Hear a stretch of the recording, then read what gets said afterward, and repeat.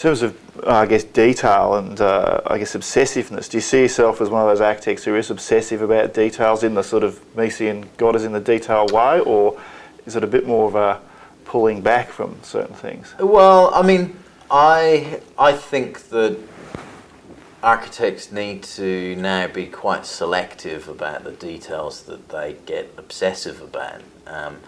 And I think that in many ways, working in the realm that we do, both in Indigenous communities and social housing, you know, cheap schools and factory buildings, the idea is really that there needs to be a kind of directness to that detail.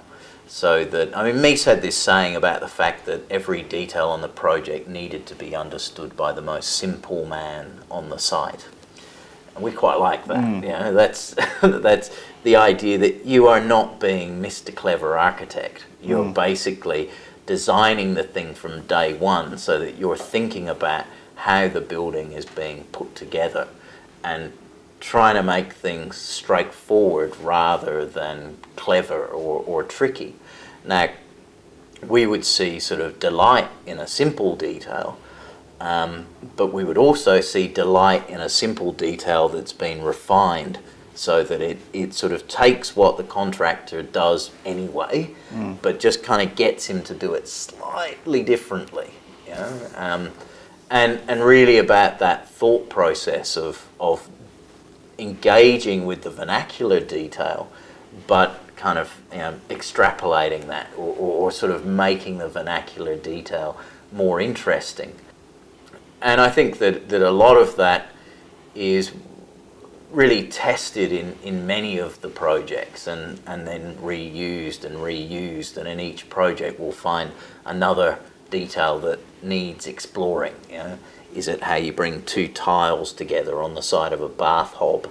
Is it how you kind of flash colour bond around a window? You know? I mean, I think that these things are things that we're sort of striving to do well and to do properly.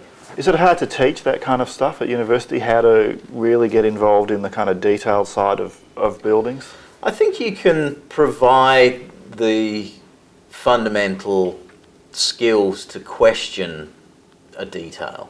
I think you can actually encourage students to think about the relationship between one detail and another, or to think about the qualities of a material versus another, or the durability of a material versus another, you know, and how would you bring two bits together and what are they going to do when they meet? You know, I think it's possible to kind of teach that. I don't think it's possible without the benefit of practice and the benefit of specific application to be able to say, well, look, you know, if you had a window and if it was aluminium and if you were cladding the wall in corrugated iron, then it would come to this point and then you would do this. I think that's impossible. I mean, I think that's why you call it architectural practice, is that, you know, those details evolve over a very long time. Yes.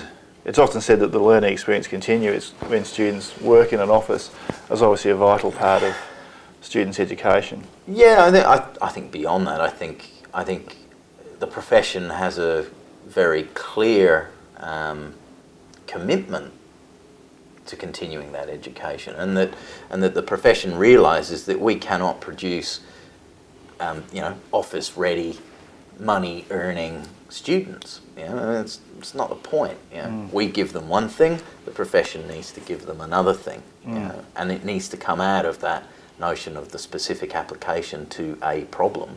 You know? And I think that, you know, RMIT has been criticised for that in the past, but I think that the notional